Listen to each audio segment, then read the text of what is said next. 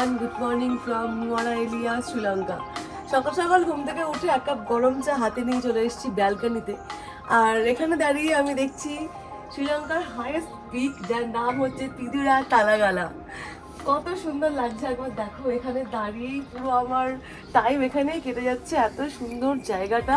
তিদুরা তালাগালার নিচে লেক গ্রেগারি, এটা হচ্ছে আমাদের রুমের ব্যালকনি। কালকে আমরা এই হোটেলে স্টে করেছিলাম, হোটেলের নাম হচ্ছে হোয়াইট সিটি ভিলা। স্টে খুব ভালো ছিল, ফুডও খুব ভালো ছিল, এখানকার লোকেদের বিহেভিয়ারও খুব ভালো ছিল। প্রত্যেকটা জায়গায়, এটা বলতেই হবে, প্রত্যেকটা জায়গায় মানুষজনের ব্যবহার খুব ভালো। আমি আমাদের হোটেলে এখন টপ ফ্লোরে এসেছি। টপ ফ্লোর থেকে যে পেছন দিকে ভিউটা দেখছিলাম, ও হচ্ছে উদিত আমাকে দুটো ইনফরমেশন দিল। এখানে একটা মাউন্টেন পিক রয়েছে, তোমাদের দেখাচ্ছি, দাঁড়াও। এই যে এখানে যে চূড়ার মতো পিকটা দেখা যাচ্ছে, ত্রিভুজের মতো পিক দেখা যাচ্ছে, ওটাকে বলছে শ্রীপাদা পিক, হচ্ছে যেখানে বুদ্ধের ফুটস্টেপ পড়েছিল। এখানে টেম্পলটা দেখা যাচ্ছে, এটা হচ্ছে সিঙ্গেল ট্রি টেম্পল, এটা হচ্ছে হাইয়েস্ট টেম্পল ইন শ্রীলঙ্কা। এখান থেকে জাস্ট বাইরের ভিউটা দেখো, আকাশের কালার দেখো, দেখে মন পুরো খুশ হয়ে যাবে। এই হচ্ছে সিটি বলতে পারো। যেটা আমি শুনলাম উদিতের থেকে, যে টুথ টেম্পল আমরা দেখে এসেছি, the sacred temple of tooth, ওখানে কিন্তু বুদ্ধদেব আসেননি, ওখানে বুদ্ধদেবের জাস্ট দাঁত রাখা রয়েছে। কিন্তু এই শ্রীপাদাতে বুদ্ধদেব এসেছিলেন, ওনার ফুটস্টেপ রয়েছে ওখানে, তো তাই জন্যই কিন্তু মোস্ট স্যাক্রেড প্লেসগুলোর মধ্যে একটা শ্রীলঙ্কার। বেরিয়ে পড়লাম 10:40, সকাল 10:40। এই ছিল আমাদের হোটেল। সত্যি খুব সুন্দর হোটেল, সত্যি খুব সুন্দর। তোমরা আসলে এখানে স্টে করতে পারো, রেকমেন্ডেড।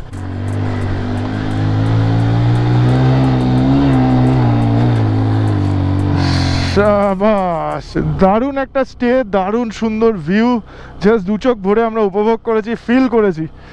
তারপরে নুয়ারা এলিয়া ছেড়ে এখন বেরোচ্ছি। এইদিকে দেখো, পুরো টি ক্যাপিটাল অফ শ্রীলঙ্কা। এটা নুয়ারা এলিয়া হচ্ছে টি ক্যাপিটাল অফ শ্রীলঙ্কা।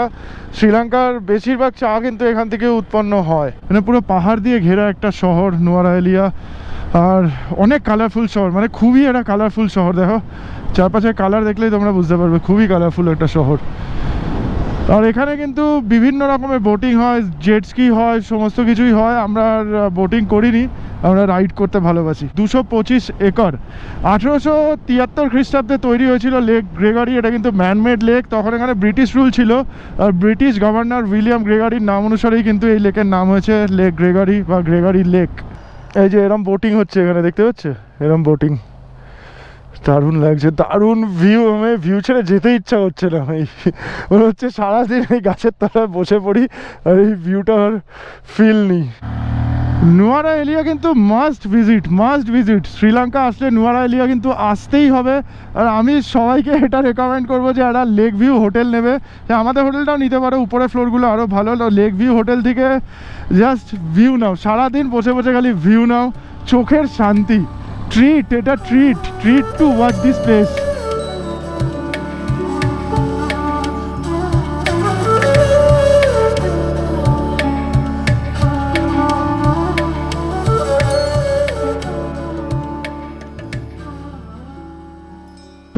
চাষের জমি কিন্তু সব স্টেপ বাই স্টেপ নিচের দিকে নেমেছে, আর কাজও করছে মানুষজন এখানে।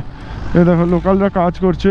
এই সামনের পাহাড়টা দেখো, জায়েন্ট স্ক্রিনের মতো লাগছে পাহাড়টাকে। বনি বলছে পাহাড় দুটোকে দেখে মনে হচ্ছে দুজনে ঝগড়া করে দুদিকে মুখ ঘুরিয়ে বসে আছে। এখানে একটা মন্দির দেখতে পাচ্ছি, এটা তো হিন্দু টেম্পল মনে হচ্ছে, না হিন্দু মন্দির? যাই হোক, এবার আজকে জার্নি সম্বন্ধে তোমাদের একটুখানি বলে দিই। আজকে আমরা যেতে চলেছি হচ্ছে এল্লা। নুয়ারা এলিয়া থেকে আমরা যাচ্ছি এল্লার দিকে। এল্লাও কিন্তু রাবণের অনেক স্মৃতি বিজড়িত জায়গা। ওখানে রাভানা ফলস রয়েছে, রাভানা কেভ রয়েছে, তার সাথে আরও অনেক কিন্তু দেখার জায়গা রয়েছে, যেগুলো আমরা ভিজিট করব এল্লা পৌঁছে।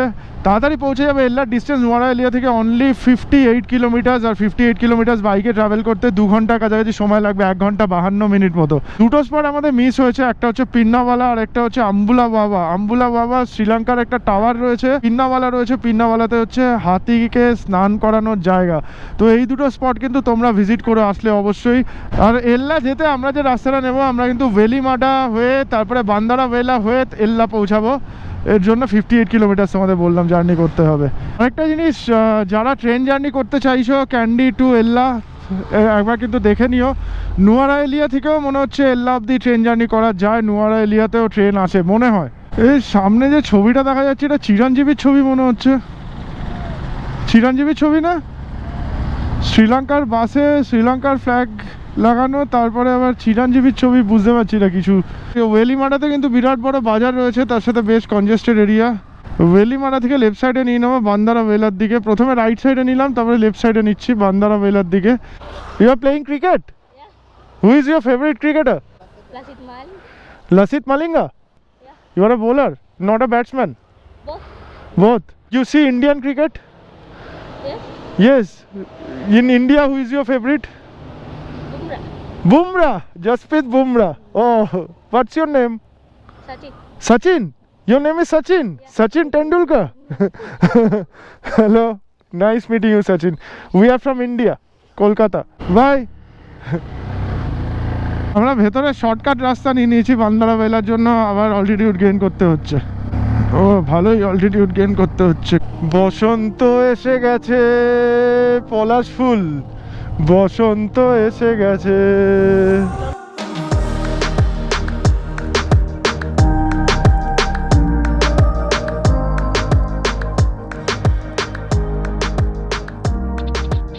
আরে বাবা, টেম্পলটা দেখো, অনেকগুলো বুদ্ধদেবের মূর্তি রয়েছে পরপর, সব লাইন দিয়ে দাঁড়িয়ে আছে ওইদিকে তাকিয়ে। এরম কার্ভি রাস্তা, এরম পাহাড়ি রাস্তায় বাসকে ওভারটেক করা খুব মুশকিল হয়ে যাচ্ছে, কারণ আমি সেরমভাবে হোয়াইট লাইন ক্রস করতে পারছি না। এইসব এরিয়াতে করা যাবে, যেখানে স্ট্রেট হোয়াইট লাইন আছে এগুলোকে ক্রস করা যাবে না। আর তার সাথে সাথে বাস এত কালো ধোঁয়া ছাড়ছে না, অবস্থা খারাপ হয়ে যাচ্ছে।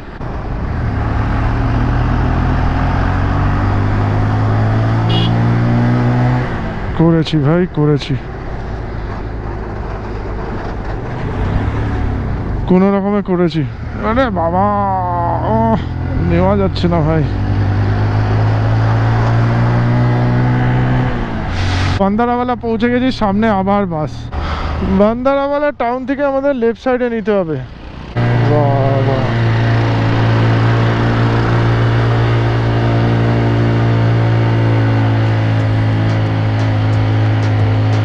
বান্দারাওয়ালা থেকে মোটামুটি 13 কিলোমিটার। উফ, এই পাহাড়ের উপরে গাছগুলো দেখো কিরকম পুরো হাত দিয়ে পোতা মনে হচ্ছে, ডিজাইনটা এখন সুন্দর লাগছে।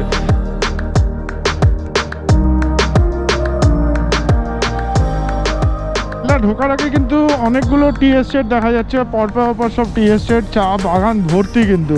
আর এখন অবধি এল্লা ডিস্টেন্স এখান থেকে 2 কিলোমিটার মতো হবে। 1041 মিটার এল্লা, 1041 মিটারে পৌঁছে গেছি আমরা, মানে নুয়ারালিয়া থেকে প্রায় 800 মিটার নিচে চলে এসেছি আমরা, 800 মিটার। তো এল্লা পৌঁছে কোথাও ডাবের জল এখানে কোথাও পাওয়া যাচ্ছিল না, তারপরে একটা দোকানে পেয়েছি, একটা রেস্টুরেন্ট, একটা ক্যাফেতে পেয়েছি ডাব। তো সেখান দিয়ে আমরা ডাব নিয়েছি, 2টো ডাব। এখানে শুধু তাই না, রেস্টুরেন্ট খুলিয়ে দেখে ঢুকে ধাক্কা দিয়ে তারপরে দোকান খুলিয়ে ডাব, দোকান খুলিয়ে ডাব নিয়েছি। এই যে বাইরে এখানে ডাব দেখা যাচ্ছে, এখানে ডাব রাখা ছিল আর এটা বন্ধ ছিল, তো আমরা খুলিয়েছি। আর এই ডাবটা নিয়েছে 350 টাকা করে। এতটাই ডাব টেস্টটা পেয়েছে যে 350 টাকায় খেয়ে নিই। নাক চোখ কান বানিয়ে দিয়েছে, নাক কান। সত্যি তাই কিন্তু। তো ডাব খেয়ে আগে আমরা হোটেল খুঁজছি, হোটেলে আগে পৌঁছাবো, লাগেজ টাগেজ ড্রপ করবো ওখানে, তারপরে সাইট সিনে বেরোবো। 9 আর্চ ব্রিজ কিন্তু আমরা ছেড়ে এসেছি, আমাদের ব্যাকে যেতে হবে। কিন্তু আগে আমরা লাগেজ টাগেজ ড্রপ করে তারপরে এমন একটা জায়গায় হোটেল নেবো যে সব কিছু কাছাকাছি পড়ে। যদিও 9 আর্চ ব্রিজ থেকে নীলদিয়া পুকুনার ডিস্টেন্স মোটামুটি ধরে নাও 15-16 কিলোমিটার মতো হবে।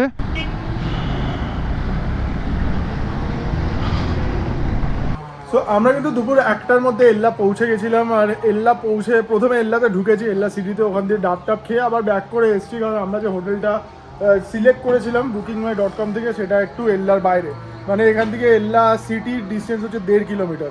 ওই টানেলটা দেখলে, টানেল একটা ছোটো মতো টানেল ছিল, ওটা এখান থেকে 1-1.5 কিলোমিটার ডিস্টেন্স হবে। তো আমরা রুম নিয়েছি হচ্ছে একদম নেচারের মধ্যে, একদম নেচারের কোলে বলতে পারো। এটা হচ্ছে সামনেটা, ঠিক হোটেলের সামনেটা এরকম দেখতে। বনি এসে অলরেডি রেডি হয়ে গেছে, ফ্রেশ ট্রেশ হয়ে গেছে, স্নান করে রেডি। ঠিক আছে, আমাকে দেখা দাও, রুমটাকে দাও। রুম, বাবা। তো এই হচ্ছে রুম, এই হচ্ছে রুম। এদিকে ওয়াশরুম রয়েছে, এই হচ্ছে ওয়াশরুম। এই রুমটা আমাদের পড়েছে হচ্ছে 7000 শ্রীলঙ্কান মানি। যখন প্রথমে ঢুকছি ভাবছি কোথায় ঢুকছি, তারপরে দেখছি আরে বাপরে, দারুণ জায়গা। হ্যাঁ একদম, এদিকটাও খুব সুন্দর, জায়গাটা বেশ সুন্দর। এখানে একটা ডাইনিং এরিয়া টাইপের রয়েছে, হ্যাঁ, তো এই হচ্ছে ব্যাপার।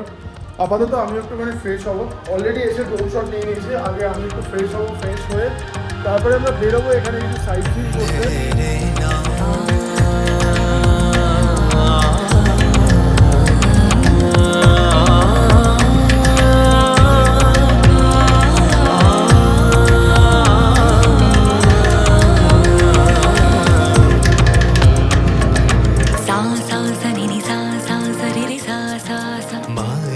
এসে একটু চিকেন নুডলস অর্ডার করেছিলাম, 1 প্লেট চিকেন নুডলস। কোয়ান্টিটি অনেকটাই দিয়েছে, চাউমিন বলতে পারো পুরো একদম, কিন্তু দাম একটু বেশি, 2000 টাকা চিকেন নুডলস একটা। সবকিছুর দাম বেশি মনে হচ্ছে এখানে, হোটেল ফেয়ারটা অনেকটা বেশি, অনেকটা।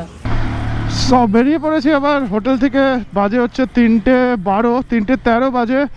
আর আমরা যাচ্ছি এখন 9 আর্চ ব্রিজে। 9 আর্চ ব্রিজে ড্রোন শট নিতে হবে। 3:30তে এল্লা থেকে মনে হচ্ছে ছাড়বে ট্রেন, বা ট্রেন কোথা দিয়ে ছেড়ে আসছে আমি জানি না, তবে 3:35-40 নাগাদ 9 আর্চ ব্রিজের উপর দিয়ে ট্রেন পাস করবে। এবার এখানকার ট্রেন কারেক্ট টাইমে থাকে নাকি, রাইট টাইম থাকে নাকি সেটা আমি জানি না, তবে ভাইয়া বলে দিল যে থাকে। তো 3:35 থেকে 40, 3:40 নাগাদ 9 আর্চ ব্রিজের উপর দিয়ে ট্রেন পাস করবে। তো আমার হাতে বেশি টাইম নেই, 4.8 কিলোমিটার এখন রাইড করে যেতে হবে, আর তারপরে হাঁটতে হবে 2-3 মিনিট, 5 মিনিট ম্যাক্সিমাম। শ্রীলঙ্কার মধ্যে সব থেকে পপুলার প্লেস বলতে পারো এই এল্লা, সব থেকে বেশি ফরেনাররা আসে। তো চলে আসছি, 3:26 বাজে, আর এখন আমাদের নিচে নামতে হবে এখান থেকে। আমি লিটারালি হাঁপিয়ে গেছি, দৌড়াচ্ছি, আর 5 মিনিট বাকি আছে, 5 মিনিট পরে ট্রেন আসবে। যাই না, যাকেই জিজ্ঞেস করছে সে বলছে 5 মিনিটস প্রথমে বললো, আবার বলছে 10 মিনিটস। এতক্ষণ হাঁটতে হয় না। ব্রিজ দেখা গেছে, 3:40 ট্রেন আসবে বলে শুনলাম। তারপরে এখানে এসে দেখলাম যে বোর্ডে লেখা আছে 3:50, কিন্তু প্রায় 4টে বেজে গেল, এখন অবধি ট্রেন আসেনি। আমার 32% ব্যাটারি রিমেনিং দেখাচ্ছে।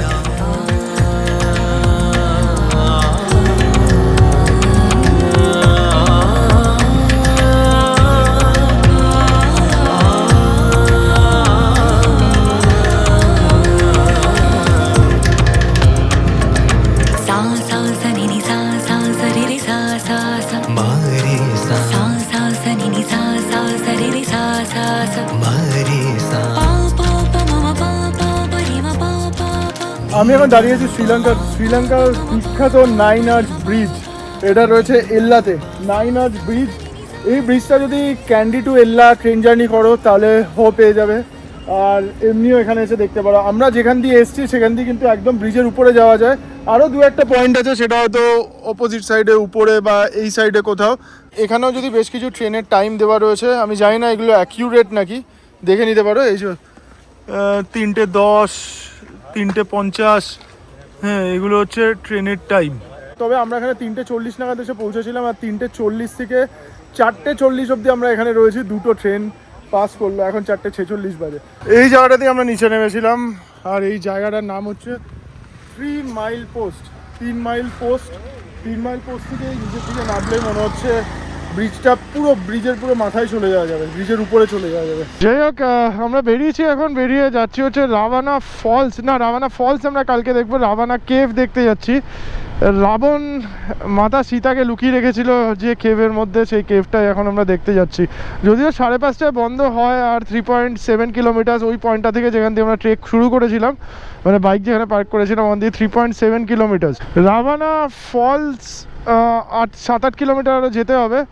তো রাভানা ফলস কালকে আমরা যে রুটে যাব ওই রুটেই পড়বে, তো তাই জন্য আজকে আর যাচ্ছি না। আজকে আপাতত রাভানা কেভের দিকে যাচ্ছি। Where is Ravana cave? Ravana কেভের এন্ট্রান্স, আর এখানে রয়েছে টিকিট কাউন্টার, কিন্তু টিকিট কাউন্টারে আপাতত কেউ নেই। তো আমরা ওখানে বাইক পার্ক করে উপরে যাব। 500 মিটার্স মতো হাঁটতে হবে মনে হচ্ছে, 500 মিটার।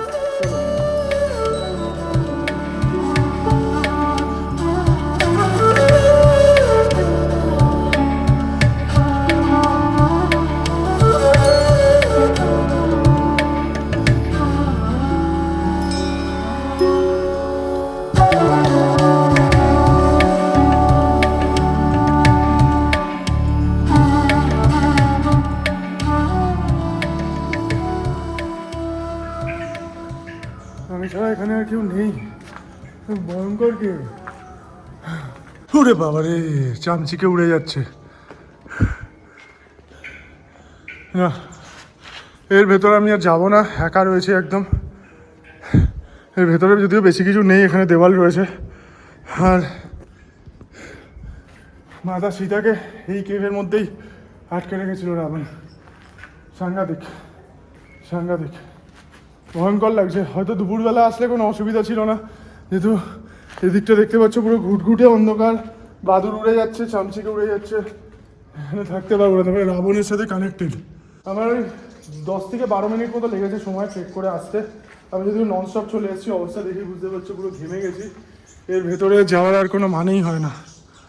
সাংঘাতিক লাগছে জায়গাটা, ভেতরটা অন্ধকার। একা এসেছি তো সত্যি একটু ভয় লেগেছে। এই যে নামছি, আমার মনে হচ্ছে যদি পেছন দিয়ে কেউ ঠেলে ফেলে দেয়। এখান থেকেই দেখে ভয়ানক লাগছে না? একা একা উঠতেও ভয় লাগছিল।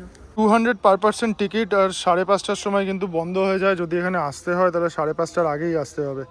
এখানে লেখা রয়েছে, দেখতে পাচ্ছ, একবার স্ক্রিনশট নিয়ে তোমরা পড়ে নিতে পারো। তো নীলদিয়া পুকুনা আর ভিজিট করতে পারলাম না, টেম্পোরারিলি ক্লোজড রয়েছে। নীলদিয়া পুকুনা যাওয়ার ইচ্ছা ছিল, ওখানে একটা নীল জলে সুইমিং পুল রয়েছে, ওটাও কিন্তু গুহার মধ্যে ঢুকে পড়তে হবে, নিচে নেমে যেতে হবে গুহার মধ্যে দিয়ে। বেশ কিছুক্ষণ হাঁটার পরে তারপরে সুইমিং পুলে গিয়ে উপস্থিত হতে হবে। তো নীলদিয়া পুকুনা মিস হয়ে গেল এবার, যেহেতু ক্লোজ রয়েছে। ফরেনার্স পুরো ভর্তি এখানে, ওই জন্য একটু কস্টলি, সব কিছু দাম একটু কস্টলি। আচ্ছা, শ্রীলঙ্কান থালি কিরম হয় তোমাদের একটুখানি দেখায়। এটা হচ্ছে শ্রীলঙ্কান থালি। শ্রীলঙ্কান থালিতে 4টে জিনিস থাকে। এটা হচ্ছে vegetable plus chicken, chicken curry extra. Chicken কারিতে 2 পিস করে থাকে, আমরা বনির একসাথে দিয়ে দিয়েছে 4 পিস চিকেনের মধ্যে রয়েছে। আর এটা একটা নারকেলের চাটনি রয়েছে, এটা মাশরুম রয়েছে, এখানে হচ্ছে কুমড়োর তরকারি, কুমড়ো, আর এখানটা হচ্ছে ডাল, এই হচ্ছে ডাল, আর পাঁপড় দিয়েছে, রাইস দিয়েছে। এটা হচ্ছে শ্রীলঙ্কান থালি, 950 রুপিস শ্রীলঙ্কান মানিতে পড়েছে আমাদের এটা। ডালটা খাচ্ছিলাম না, এত আইটেম আছে বলে। তো ডালটা আমি এক চামচ নিয়েছি। ডালটা সিরিয়াসলি পুরো বাড়ির ঘরোয়া হয় না, সেদ্ধ ডাল, হ্যাঁ, ভালো ওরকম খেতে। পেঁয়াজ দিয়ে জাস্ট বয়েল করা, দারুণ লাগে। পাঁপড় দিয়ে হেভি লাগছে। তো আপাতত ডিনার কমপ্লিট করে চলে যাবো ডাইরেক্ট হোটেলে। আর এই ব্লগে সেরকম কিছু দেখানোর আছে বলে মনে হচ্ছে না, এই ব্লগটা এখানে শেষ করছি। কিছু বলবি? জীবনে প্রথমবার ডিনার করছি 7টার সময়, 6:58 বাজে। আর বেশি কথা বাড়াচ্ছি না, এই ভিডিওটা এখানেই শেষ করছি। যদি ভালো লাগে অবশ্যই কিন্তু লাইক করো আর কমেন্ট করে জানিও শ্রীলঙ্কা সিরিজ তোমাদের কেরম লাগছে। আর বেশি কিছু বলার নেই। চলো আপাতত টাটা, take care, good night from Sri Lanka, এল্লা শ্রীলঙ্কা।